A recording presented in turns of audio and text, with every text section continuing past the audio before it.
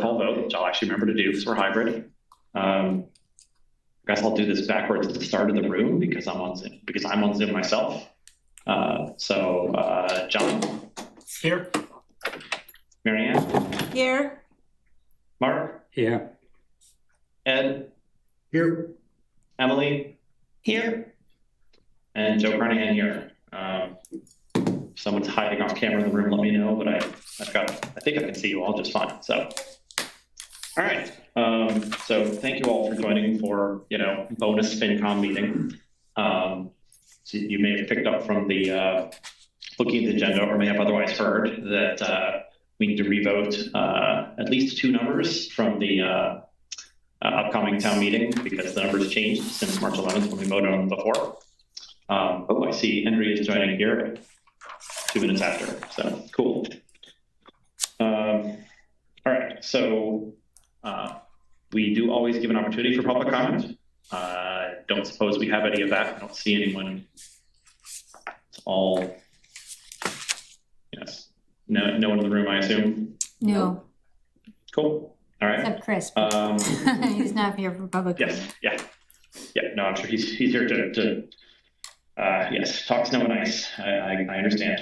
All right. Then does anyone want to give any particular liaison reports?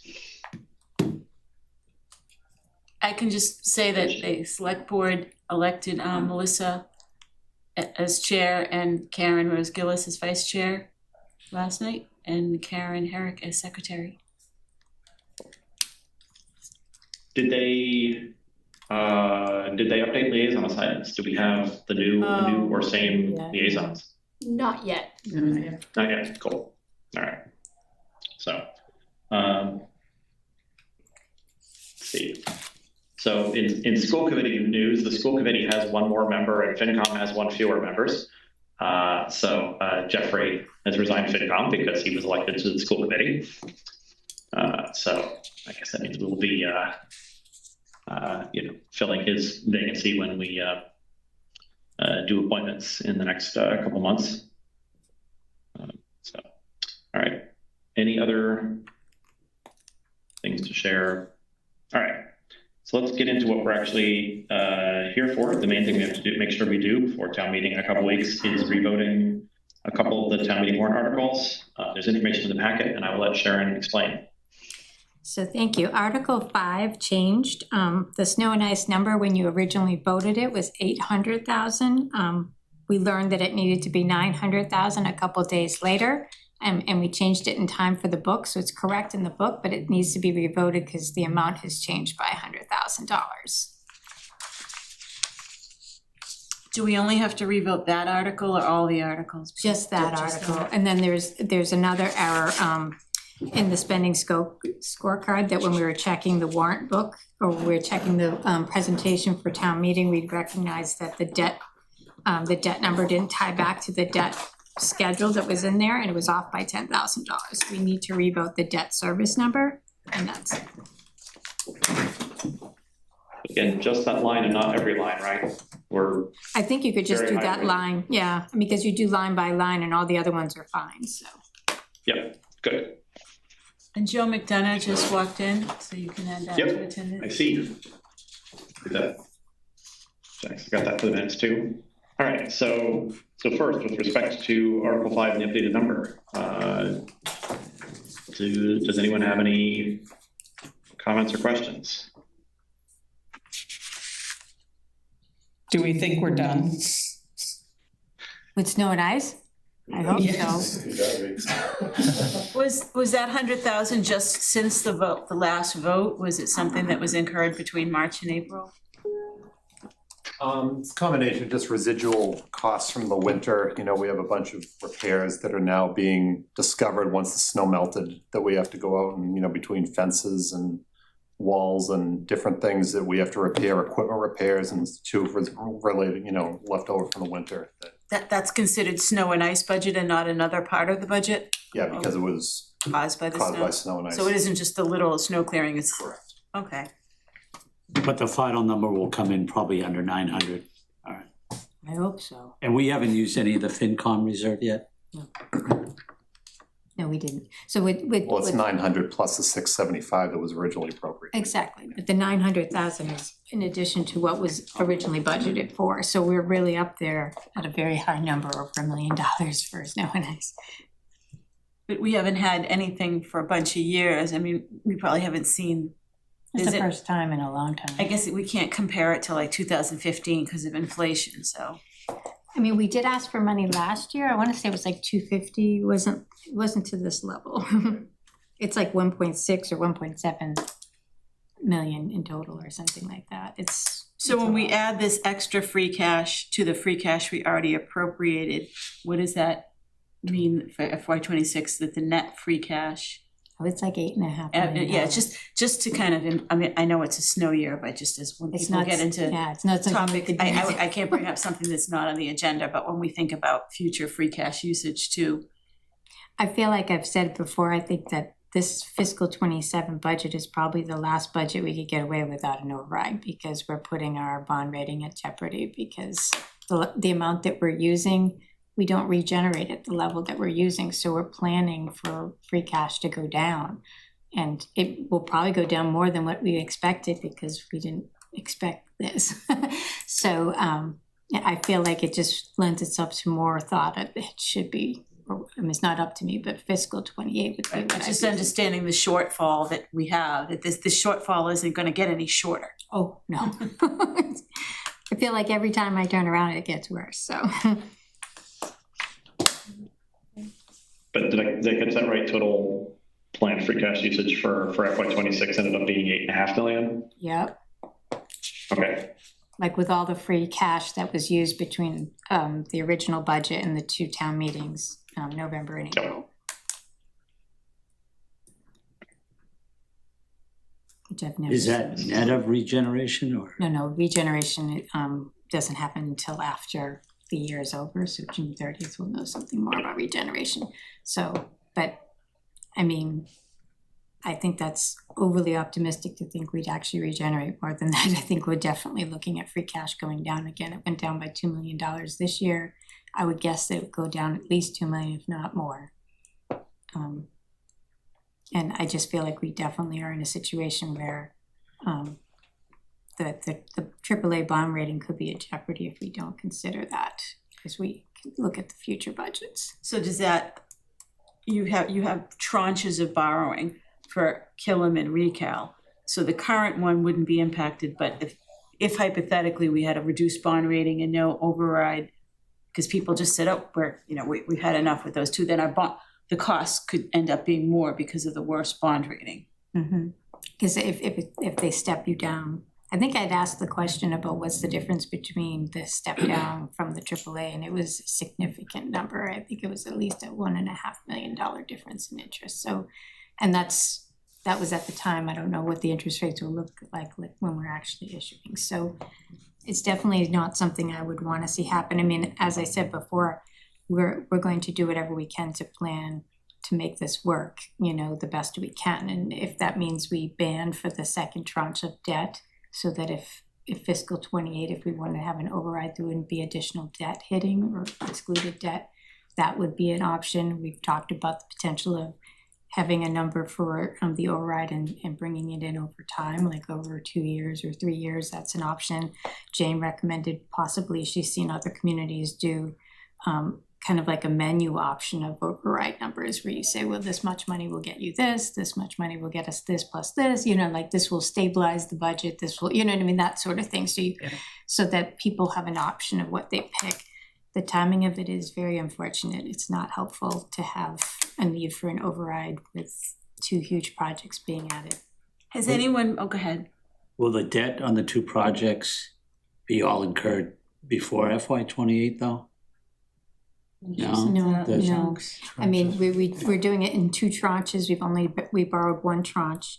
And what we'll probably do if there is going to be an override in fiscal 28 is when we do the next level of borrowing, we would ban, which would mean we'd only have to pay the interest cost. So it would be a smaller hit on the taxpayer.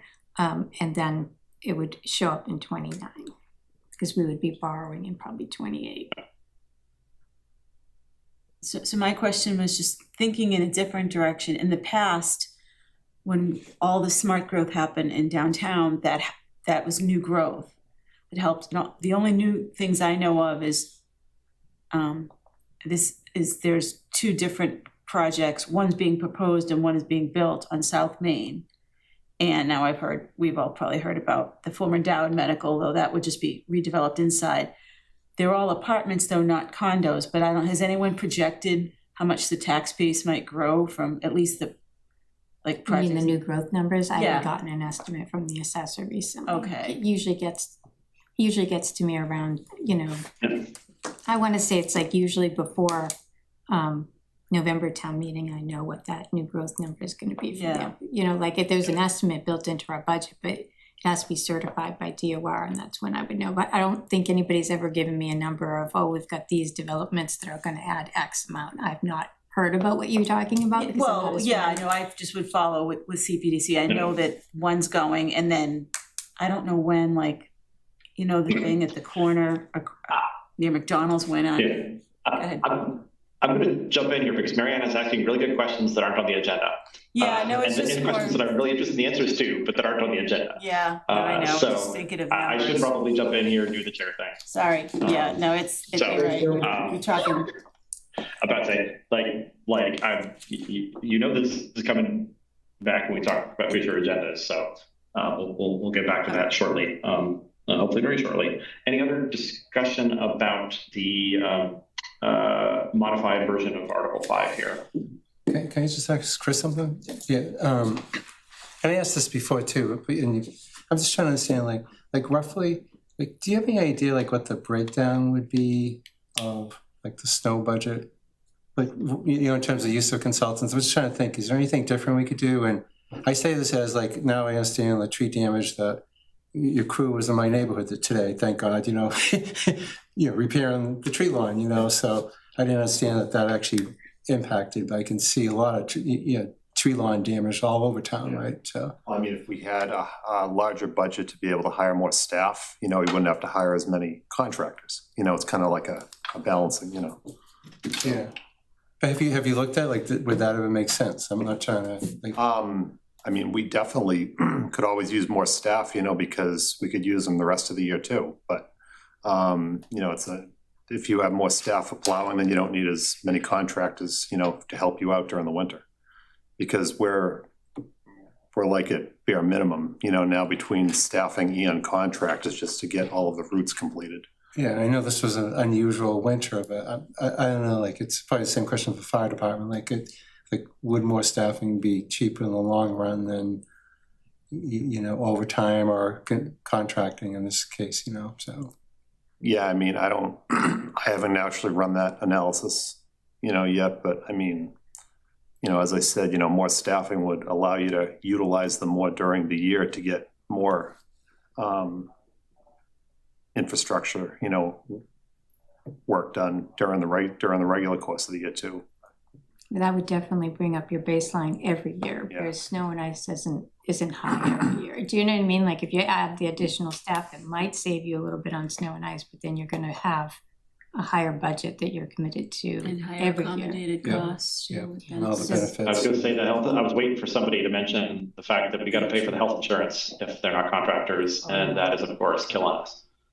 Oh, well, today we had a vote for the insurance, and we have a lot of good news that Jane can share if she wants to share, but the PEC agreed to some plan design changes that are gonna save us a lot of money. So we have a 14% number built into the fiscal 27 number. And it looks like the savings from the plan design changes could be $1 million from where I budgeted it from. So that's helpful because that's more regeneration if we're not using it for something else.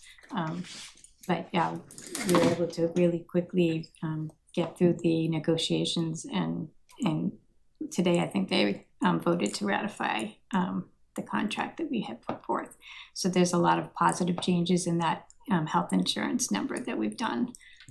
There hasn't been any significant change to our insurance and plan design in many, many years. Like I think they were saying like 30 years, like 35 years. Yeah, there was where we took on a deductible. We we changed the split from 71-29 to 72-28, and then it's a 3-year contract. The last year, it goes another percentage up, 73-27, to share some of the savings with the employees. They did some relativity changes because what's unusual here is that our HMO and PPO are priced very close together. So it's almost pointless. Nobody wants the HMO and have to do the referrals when the difference is de minimis to have the PPO. This contract actually starts to build in a 5% difference between each one. So over the course of 3 years, we could have up to 15% difference between the cost of a PPO and an HMO. They also added, by making plan design changes, they added another option for our employees. It's called an HMO Select Plan, and it's about 13% less than our HMO plan. So there's a lot of now options that people might actually go away from the PPO and save us money there too.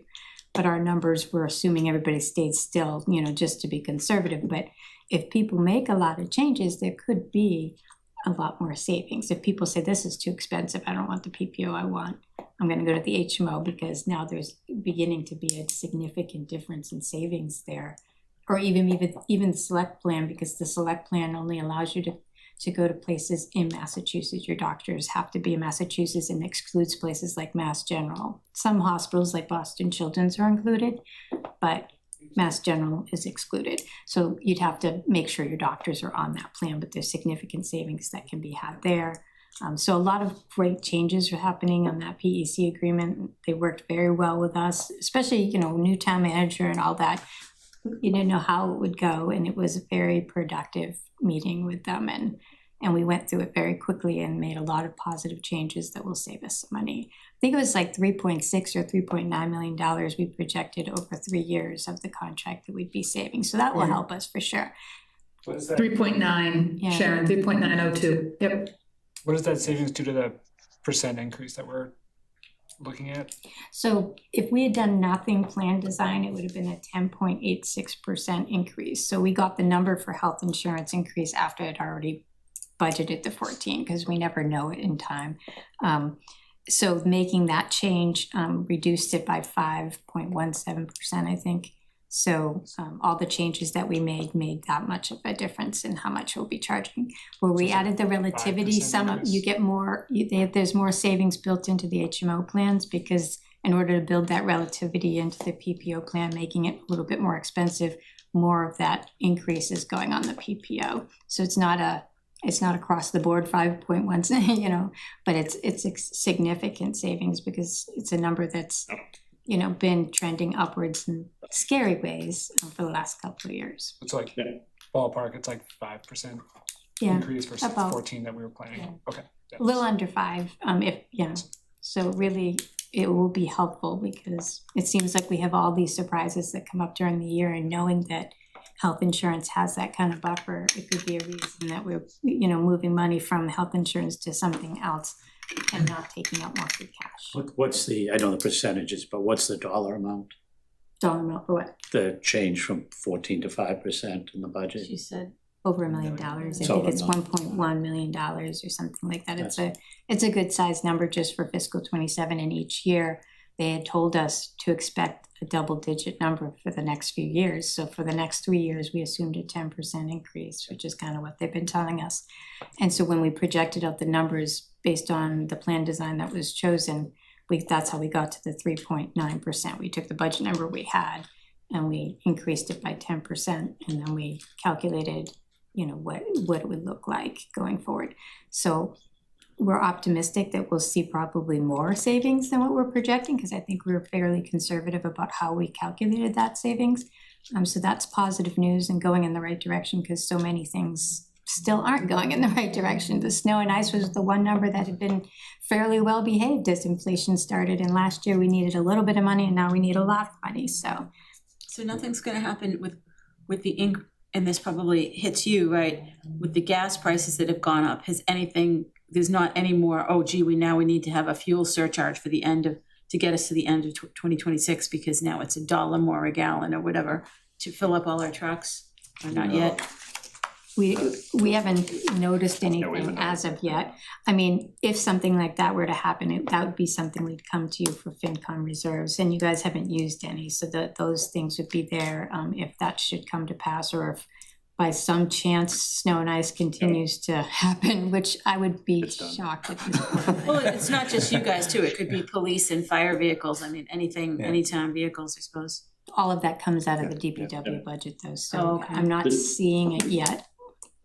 Just back to the snow and, This, go ahead, Joe. oh, I was just gonna say this, Marianne, your fuel question actually came to my mind when, Jane and Sharon asked whether or not we needed to have this, meeting, because we could have potentially, for the snow and ice, we could have rated, FinCom reserves rather than changing what we're bringing to town meeting, but, we should probably hang on to FinCom reserves in case we needed to, you know, buy some gasoline in June. We don't know what's unknown Yeah. that'll come up between April and June. that Right, we'll but need. just even the past. And it's you know, the past few 100,000, we'd be weeks, taking it half did. of your reserves if we. Yeah, I don't know hadn't what done we this. spend on gas a year, like that we could guesstimate, okay, three more months, if we spend an average of, you know, All right. whatever a month, we could. How is gas purchased? Is it purchased in bulk, like have it, you know, how does? State contract. State contract, yes. State contract. Oh, so we're guaranteed a price? We're guaranteed. Changes every day. Yeah, it changes every day, yeah. But that must be going up every day, right? Like everybody? I'm sure, yeah. But there's also no road tax in the diesel, so that makes it like almost $1 cheaper a gallon, so. Yeah. Chris, on the snow and budget, when you use contractors, are any of them in-town vehicles? No, they're all their own vehicles. So when we hire a contractor, it's their own equipment they're driving.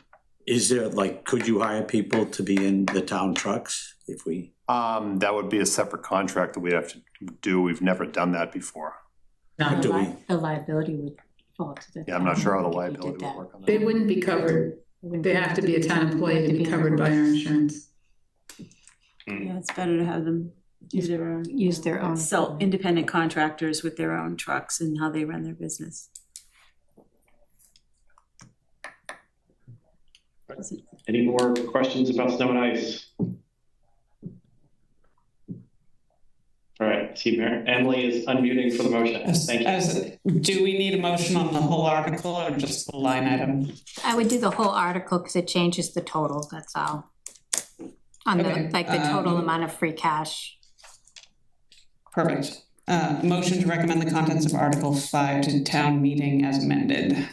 Second. Thank you, Emily. Thank you, Ed. Any further discussion before we vote? Seeing none, I'll start in the room. Tiny picture, the tiny picture on my Zoom screen here. It's in my red. Right, I got that. Thanks. I can see John, you, yeah. Yes. Joe McDonough, Yes. Marianne, Yes. Mark, Yes. Ed, Yes. Henry. Yes. Emily, Yes. Joe Kernahan, yes. I didn't miss anyone, right? No, good. All right, thank you. So then we also understand need to revote one line on Article 10, budget. Yeah, D 99 is an increase of $10,000 to what it was when you actually voted it. And this was caught by Jackie when I asked her to review my PowerPoint presentation, and she checked the debt schedule, and then we recognized the spending scorecard and the debt schedule didn't match, so it must have been a late change to the debt schedule that never made its way to the spending scorecard and the financial forecast. So that number changed. I think that's the only line you have to vote because you wrote each line individually, so D. No, it doesn't change it doesn't change the bottom line of like total. The bottom shared line cost. does change by the 10,000, but do we actually vote the total? We don't vote on the bottom line. Yeah, per se. Okay. we only vote on line by line, so that line is the only one that we found to be incorrect. And what about this highlighted revenues before free cash? That's A5. Oh, I think that's just something I highlighted because Alright, we that's it. changed it at the last meeting Okay. by the 25,000. It's changed since it might have changed since the book, I'm not sure. Yeah, I was just looking for highlights in here. Anything that's kind of noteworthy, I might have highlighted, so that doesn't necessarily mean you guys have to do anything, but it kind of just draws my attention to it. What article is this part of? And This is the part of the budget for fiscal Yeah, but twenty-seven. what article? This is when we Article 10. we do I the just noticed it's not part of what we're individual. voting on, but the spending scorecard has the wrong title. Yeah, Oh, wow. 24. Hopefully that's correct in the warrant report. I don't but- know. But now do we, It looks like it must be a header that I don't see when I'm in there, I guess. Yeah, yeah, it's not on any other page, like it's only on that page. I'd Yeah. I'd have to look Yeah. at the warrant to see what it is. Anybody bring it? No? No, What'd you say? all right. Did anybody bring that book? we can get the warrant on the No, town I'm sure website. if it shows this way, it's probably that way in the book. I didn't notice it when we reviewed the book, so. As a laptop, you can see. Jackie's good. Joe's Yeah, good. I'm scrolling through the warrant report right When I now. look at this in Excel, I don't see that header. You just keyword search for spending. So scorecard. that would be why I wouldn't see it. The spending scorecard in the warrant report does not have that header. It doesn't It just have has that. Spending scorecard. that's good. It's So this is page just a 49 packet in the error. warrant report. I Okay, believe. well, that's So- good That's to know. good. Because I didn't realize we even had a header like that. Right, so So, you, because you just probably went to And get we the don't in individual the warrant spreadsheet for the report. packet. yeah, All right, so I'm not All sure. right, cool. it's Anyway, just a packet typo, but good notice. Just, it could be a typo, yeah. now I'm the one bringing up things we don't vote on. Are there any comments or questions on the line that we need to revote? D99. So you're saying, I'm Sharon, the total share cost number did change though, that 4804? Yeah, but you don't That's- vote 48 or. Yeah, yeah, no, but that was changed, right? It will change Yeah, by, yeah, okay. yeah, it would have changed by 10. It was like a $10,000 change.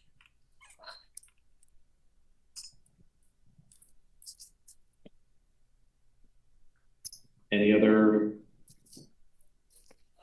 Our motion maker is moving. The lights just were off where I am, and it was getting weird that I was sitting in the dark. Motion to recommend, line item D99 to town meeting as amended. Second. Thank you, Emily. Thank you, Ed. Any further discussion before we vote? Oh, I see. Okay. God. Jane is just making the rest of us jealous that we can't buy gas that cheap. Be grateful that that's what we could buy. As a taxpayer, I guess we are all buying as taxpayers in Reading. Those of us who pay taxes in Reading are buying gas that cheap, so we should be grateful. But our taxes going up. Anything else on D99? Benefit from that. See nothing. All right, let's vote. John, Yes. Joe McDonough, Yes, Mary Ann, Yes, Mark, Yes. Ed, Yes. Henry, Yes. Emily, Yep. and Joe Carnahan, yes. It's an 8-0. We don't have to change the number that we said well, actually, it's interesting that we do change the number that we recommended that one line by, but we didn't change the Article 5 was 8-0. But because we only did in-person people, it was 6-0 for the budget lines before.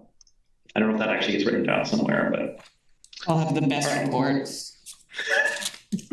yeah. We voted on this date, except for this one thing, we voted this other date. That won't confuse anyone. All right, moving along with our agenda. So because we got a bonus meeting, there's a topic that fell off the end of our last meeting because it was too late, which is probably your chair's fault for having tried to do too much in one meeting, my bad. But since we do have a bonus meeting, I want to bring up the subject of email communication. Right now, if you email finance@ca.reading.ma.us or whatever the address is, you go to basically Sharon's and my spam folders. I think pretty much. Empirically, that seems to be what happened. There were 2, maybe 3 emails that someone reached out to Marianne separately. Then I checked my junk mail and got realized that yes, someone had tried to reach the finance committee and had not succeeded. I want to say we talked about this a few years ago, but we do have the option to set things up so that if someone emails the committee, it actually goes to the committee. And I wonder if that's something that people would want, or people are, it would be something, I think it wouldn't be using, the existing email address should probably stay the way it is, going to the people it goes to, because there's a bunch of stuff that goes to that, which is not residents trying to reach the finance committee. But I guess the, starting proposal that I would throw out there would be to have a form that people could use to email us on the website, where it would be unambiguous that what you're doing is emailing the finance committee and not emailing Sharon or whatever.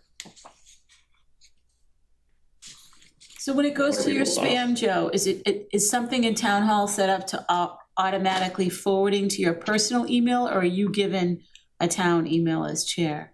No, it's forwarding to my personal email. So why can't that mechanism just forward to our personal emails the same way? Or is that what you're asking?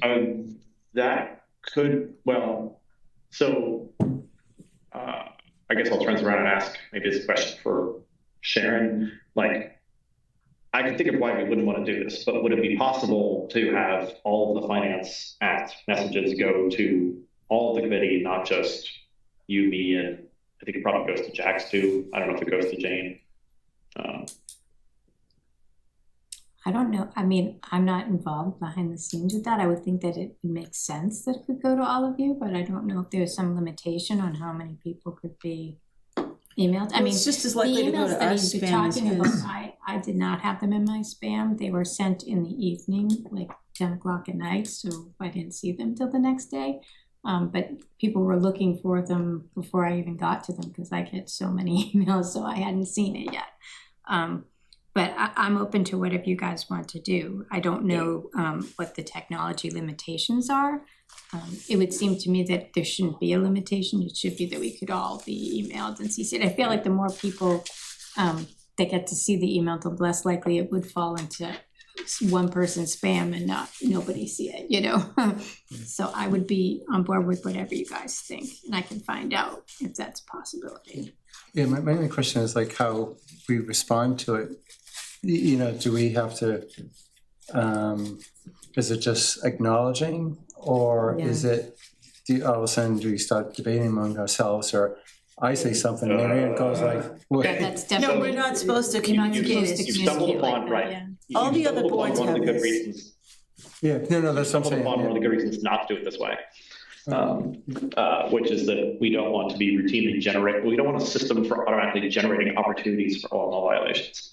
That doesn't need to be something we need to automate. That's a reason not to do it, I would say. Joe, if we set it up so that Yeah. if somebody emails FinCom and it goes to all of our personal emails, is it one email that we're all included on, or is it 9 separate emails with the same thing, one to each person? So like, if you hit reply all by accident to reply to the resident, does it go to everybody, or does it just go back to the resident? I go back to everybody. So That's if where you the replied- issue would be. Yeah. I mean, I'm looking at my spam folder right now, where I see, DLS alert, local property, tax IGRs. I don't know what fancy what an IGR is, an informational guidelines release. It's spam as far as I'm concerned. So Gmail's not wrong to put that one in my spam folder. It is, to finance@ca.reading.ma.us. Hypothetically, if I hit reply, it doesn't automatically reply to Finance Act. So, I guess if you replied, you would be replying to the sender. You wouldn't be replying to the rest of FinCom, which If you reply that's all, not an OML. No, but if you hit reply all, I think you. yeah, Joe, what happens when you hit reply all? If you hit reply all, it does CC to the finance address. So, I mean, to prevent the spam thing, can you set a filter in your Gmail such that whatever the forwarding address that it's coming, when you get it, does it come from a town forwarding address or the individual residence address? And it comes from a town address. Because then you could say, well, It I'll goes trust to- anything that comes from the Yeah. town address. Don't let it yeah, go so it into goes the spam to folder, the town's like a address, but rule. you can filter on recipient too. I could go in Gmail and say, if anything goes to Finance Act, please put it in my inbox. Here's the thing, I don't want that because most of it is spam. Some of it is like really spam, like people trying to sell things or trying to like apply to, trying to like, So you post should have sharing for created a jobs in custom Arizona FinCom or whatever, email like- I I did. get a lot got of like salesy Yeah. things, yeah. I don't know if that Yeah, goes to, it's- I would think that's probably right through the finance email, yeah. Yeah, so, which is why, you know, I was thinking maybe the alternative should be, not to change the way Finance app works, but to provide a form by which people could contact us. Because I mean, that's what we do for town meeting members, that's what we do for lots of things. Of course, town meeting members don't have to worry about a reply all OML violation because OML doesn't apply to town meeting. We would have to worry about that. I don't know if the form could send via BCC. That would be that's usually a good way to avoid reply all fiasco, is using BCC. But I don't think the form on the website does that. I have a meeting scheduled with Kevin Farilla to talk. This is one of the several topics we need to talk about anyway. It came up, we were talking about something similar the other day. So if you want, I can get some more information and come back to the chair. okay, Does that Yeah. sound good? okay, Can I that's ask a question? of course. Is there a specific reason that an email that comes to FinCom should not go to any employee of the town at all? Just out of curiosity. Because ideally, I would say the email inbox gets managed by a town staff, and then it basically comes to the chair after that, or whoever on the board is. Just out of curiosity, is that a main reason that we cannot just have someone from the town staff get the email and then send it either to the chair or to all of us if it's a concern or something else? You're creating an extra duty on a town staff member then to monitor that email, or they do that anyway? I think right now it's Yeah, I coming mean- to me and to the chair, so. Right. I'm more worried about the opposite problem where the message doesn't get through. I'm not really interested in introducing more, like the part where the chair gets spammed. That's, you know, not the hard part of being, that's not the reason why I don't want to be chair next year. Let me put it that way. That's not the hard part of the job. It would be Yeah. nice if it said, you know, this happens sometimes where I used to see this with certain clients where you would get a notification, you have a protected message from something, and then you'd log in. Like we could all get some notification on our personal email that we have to log into some town thing and download this email, and maybe it could be sent to us in a way such that we wouldn't be replying to all, we'd just be logging into some special place to see the email sent to FinCom, and we wouldn't have to do that until we got some official thing from the town. FinCom has an email, please go look here. There's a name for what I'm describing, but I'm not an IT person. Like, I don't think we Yeah, have. that's a secure email. Yes, But that's a Yeah. secure email. I think that's what she's referring to. Like when you communicate with a bank, they send you a secure link. You log in the link with username and password, and then you see the content of it. It just practically, personally, it's not. It's just too much work, basically. Yeah. We Yeah, I try to was gonna say simplify it here. Right. now see I what would was say simple. the easiest way is to administrative task. We're signing to an administrative stuff in the town hall, and then let's just. See, I created get shit a personal email just for FinCom, and that keeps it segregated, so even if it's the junk, I'm not like looking at, you know, marianmdowning@gmail.com or one of the other things. I have marianmdowning.fincom@gmail. Yeah. Telling everyone my email, but it's only for that, and then I get town meeting. Then you don't have a mix, yeah. No, and I did that once I got on the board, because if someone did a PRR, I did not want to have any of my personal stuff commingled and having to be filtered after various Yeah. things that have happened over the years. So it's not telling you, Joe, to create a new email, but it does make life easier, because then that you're only looking at that. I did create one and then I got lazy and I didn't use it. But my Gmail is trivially easy to guess.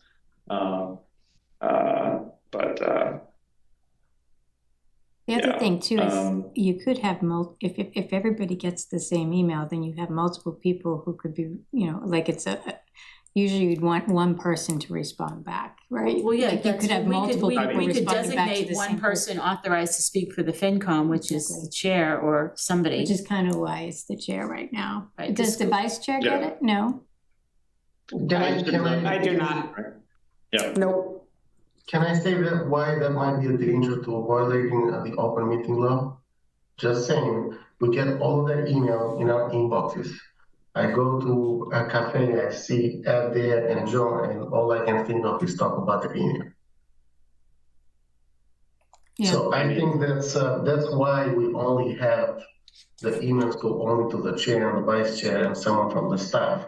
The idea of having someone from the staff is so it doesn't go into spam. Like it could go to Joe's spam folder, but the staff, it's a little more protected and actually, can see the email faster because they're all day in front of a computer. Managing that, it's a task that's assigned to them. And normally we don't get much. I mean, there's certain articles that we were getting emails on, and probably if override or other kinds of financial topics that interest a lot of people, that's when we'll start getting emails again. So maybe getting a policy in place before that season comes. Yeah, I mean, we can, That's all. yeah, so, I mean, the overall concern is a valid one. We can stick with what we're doing, with the only change being that yours truly will create a Gmail filter to make sure that finance app messages never, ever go in my spam. And that just means I'll manually archive a lot of them because there are a lot of messages that address, and they are mostly not addressed to FinCom. They are mostly addressed to the, finance director of the town, which is Sharon, of course. So, but then yes, when a resident does reach us, I do think it's important that residents can reach us. Could they just reach out? Could they just add? I mean, could it be easier, Joe, just to What add? do you mean, it's a separate Emily to email, it? just Add the vice it's chair? like a finance email. So it's two and not, not everybody. That doesn't prove our odds of getting through, and you're still 2 is a heck of a lot less than 9, so you're not really running into OML territory there. Yeah. Now, Emily's camera and Thanks, Ed. yeah, quick, sign up Emily for more things while her camera's off and her mic is muted. Yeah, she wasn't, I mean, hey, you gotta be on camera. I mean, I don't know what to tell you. Ed, you want to be chair again next year? Anyway, It's not on the agenda. that's off topic. That's not on the agenda. Shame on me. Isn't it your last year coming up, Ed, too? What is it, someone can't 2 more be? years. Not Not on yet. the agenda. Oh, okay. Fair. All right. Anyway, all right. I think we've exhausted the productive part of this discussion. I would be curious to hear about the option of a form, but on the other hand, it sounds like that's not really, the committee doesn't want to get these things directly because of the OML concern. Totally valid. I will just, it'll be part of the chair and vice chair responsibilities to be more diligent about looking for resident comments and making sure they get forwarded. We could get something from a no reply kind of email where we can't reply. That would annoy us all, but that we'd get the information, but then we couldn't reply. Yeah. That's just. Yeah, and I mean, indeed, we shouldn't be. The idea is not, by the way, to reply. Like, it's not, we don't all need to, somebody, we got, what was the last one we got? I think that was Bob reaching out about Article 14. Did that get forwarded to the committee? Yep. I think. Yes, okay, cool. And I think I probably forwarded by BCC because I have some vague clue what I'm doing and I try not to start a conversation on email.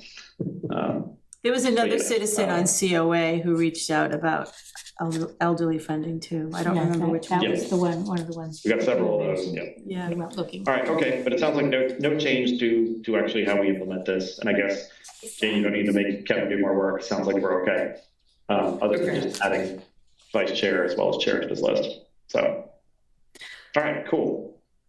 Anything else on that topic, or shall we move along? No, all right, future agendas. At our last meeting, we talked about the need for some kind of financial forum because we can't stop ourselves from talking about an override because, in fact, we absolutely should, it is our job to be talking about it. So I believe the date May 20th was kicked around last time. I don't know if there's been any update on that in terms of select board availability or space or anything. It wasn't on this. I looked at the select board future agendas in their packet and I didn't see it because I looked specifically, but it was kind of generic. So they didn't list, like, I think, they haven't planned on their retreat, and I could be mistaken about that. I know that was a topic, but I thought we all kind of said sometime in May, get the 3 boards together and start talking, because if you're thinking the fall. Yep. And I don't know if we have to call a special town meeting at any time or not. I don't think you need it. No, it can just be the select No. board. Override vote, which is Yeah, surprising. the part where, right, we could have a override and town meeting, you know, and the entire override process could start and end between town meetings, which is wild to me, but that is in fact exactly how it works. So. I think the select board does plan on having a conversation at their retreat, kind of to get the conversation, you know, to get an idea of where we're at. And then I think how does it work, you know? Yeah, how and would do we they plan a need forum? information from you or from them? I mean, they can talk, but they need to see the kind of numbers that we've been seeing for you with the projections. Oh, and, yeah, that's the sort of thing that they'll probably be. You'll have to present to them or something, or give them something to talk. Because they have to, Yeah. I think they have to call for the Yeah, override. so I think Jane sent, it's May 10th, right? Is that what your message? May 2nd. May 2nd. May 2nd is Yeah. what? Their Their That's retreat. the retreat, okay. And the next That's in select the board meeting middle. after that is the 12th. Yeah, and I don't know when town meeting was. Is May 2nd kind of in the middle of town meeting? It It is. is, it's That's the same correct. week as town meeting.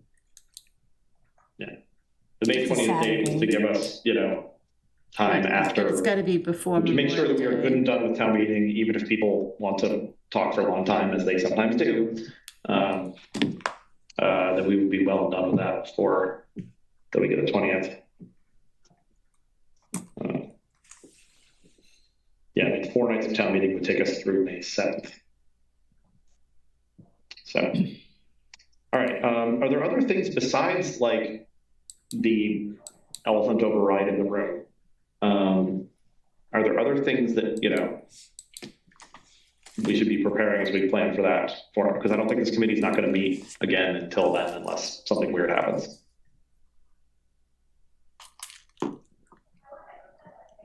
That's it. No.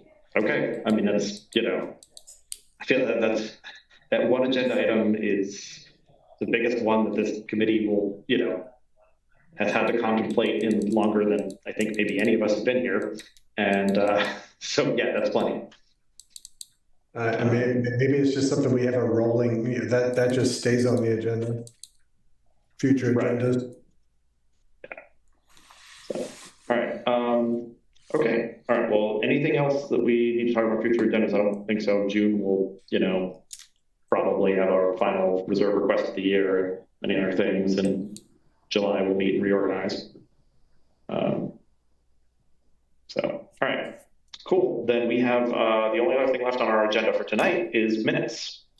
With those back-to-back meetings, we got back-to-back minutes now.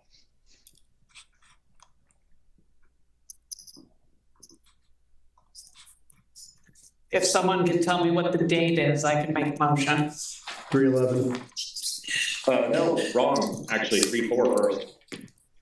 Oh, but you're presenting 311, but we have 3-4 to approve, right? 3-4 and 3-11. Yeah. All right.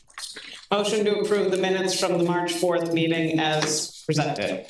But they haven't been presented yet, because Oh. Jack has the 11th up on the screen. See, this is why I'm Yeah. done. Ed, you're making motions now. I think that's fair in the circumstances. All right, thanks, Jackson. I mean, I assume we want to do these in calendar order, not that it matters, but. Motion to approve the March 4th meeting minutes as presented. Second. Thank you, Ed, thank you, Henry. When would we have done them on the 11th? Any What time on the 11th? discussion There's a lot. Because I or wasn't here for the 4th. And we did do, There were no minutes approved on the Corrections. 4th, they weren't? and the 228 minutes were approved on the. Okay, so. Those are the ones we approved. Alright. We were just discussing here whether these were already approved, but it sounds like it was the 228 per Jackie. correct? We did not have we got the 228 minutes. And we weren't approving any, those were 4-hour meetings. We were getting out of here at 11 o'clock, so we were not Yes. sticking around to do minutes. They were really long meetings. Yeah, no, we approved in the minutes for the 11th. You can see that we approved the minutes of the 25th on the 11th, but we didn't approve any minutes on the 4th. Because it takes more than, a week to get minutes together, which makes sense. Well, really kind of a day, because All I right, usually anything send else the on packet the next day. Anything else on the March 4th minutes? All right, let's vote. Starting in the room, John, Yes. Joe McDonough, Yes. Mary Ann, Yes. Mark, I'll abstain because I wasn't there. Weren't there either, John. Ed, So- Yes. Henry, Yes. Emily, I think I wasn't there, staying. I was not at one of them, I forget which one. Joe, I'm gonna have to change mine to very abstain. well. Okay, so we've got, As well. and Joe Carnahan, yes. So I believe that was 6 in favor, 2 abstaining. Joe, I've got to abstain too. I was also not there. Oh, all right. So can we'll count that as a 5 in favor, But 3 we still have a abstaining. quorum enough to approve, yeah. Yeah, well, actually, for our board, I think majority of the, non-abstaining votes is probably sufficient. All right, so March 11th now. Motion to approve March 11 minutes as presented. Second. Thank you, Ed. Who was that in the room? Was that Joe? Joe. Joe. Yeah. Cool, awesome, thanks. Thank you, Ed, thank you, Joe. Any other comments or questions or corrections on this one?